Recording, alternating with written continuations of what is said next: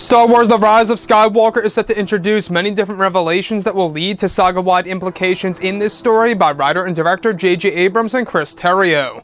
This is Mike Zero. Make sure to subscribe if you are new to the channel for future Star Wars content.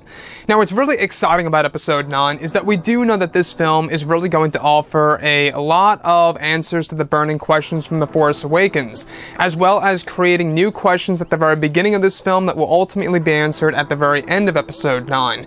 And on top of all of this, we do know that this movie, at the end of the day, is, well, a revelation film. It's going to have a lot of twists and turns. Even Eunice Watama, the man who plays Chewbacca himself in the sequel, said that the entire movie is a "I did not see this coming" moment. Now, these past couple of weeks or so, we've been learning a whole lot more about this film, and when it all comes down to one of the big plans by Disney, Lucasfilm, George Lucas, and even JJ, this is where things begin to get very intense for the concept of the Chosen One.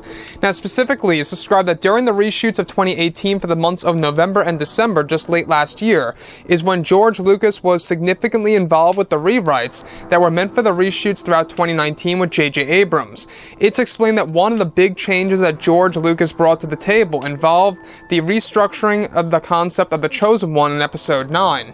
It's that George Lucas wanted to change the Chosen One prophecy by adding in that it was the Wills who chose Anakin Skywalker to be the Chosen One, and that the Wills are the one that choose certain destinies of those who were chosen. It's explained that in the rewrites, the Wills, who are godlike beings, will choose another Chosen One, and that this choice will be decided on an unexpected character in a unique way in the Star Wars franchise.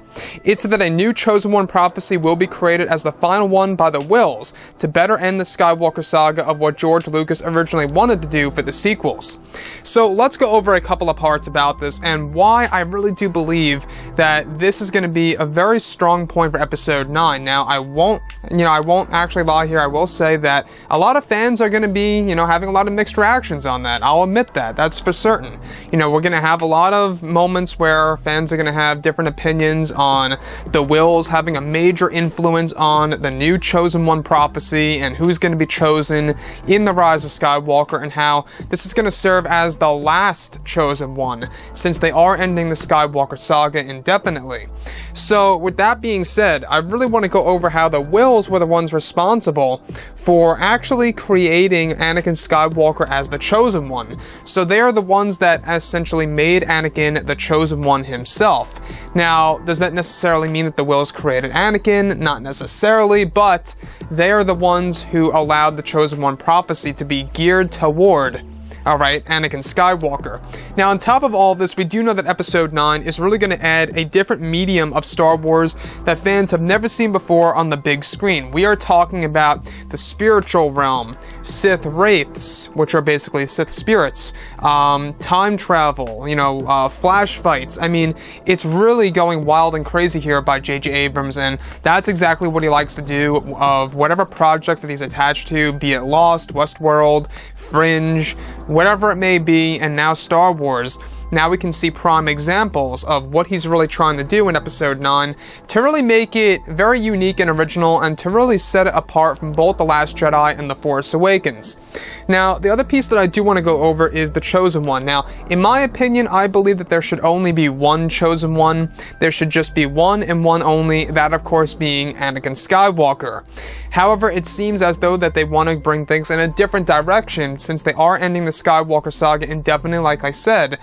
But they also want to do something very unique for the franchise that's going to parallel the prequel trilogy era.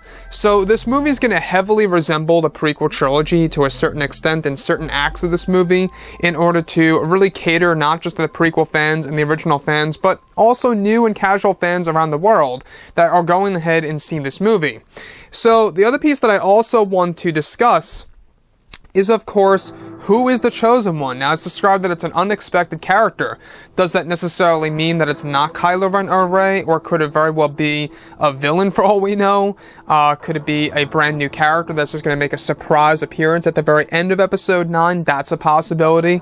The fact that it's going to be an unexpected character really is really just making my mind go crazy, because it really makes one wonder exactly what could that really mean and where that's going to go for the very end of the Skywalker saga. And I think a lot of fans are just very hyped when it comes to Palpatine's role in this movie and how he's going to have pretty much a major influence on the characters of Kylo Ren and, of course, the new villain, also known as the Dark Acolyte, who is under control of the Sith spirit.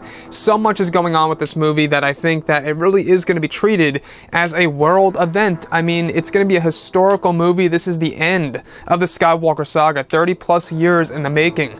And I think that they really have to get this movie right in order for it to truly resonate with fans around the world in a very satisfying way.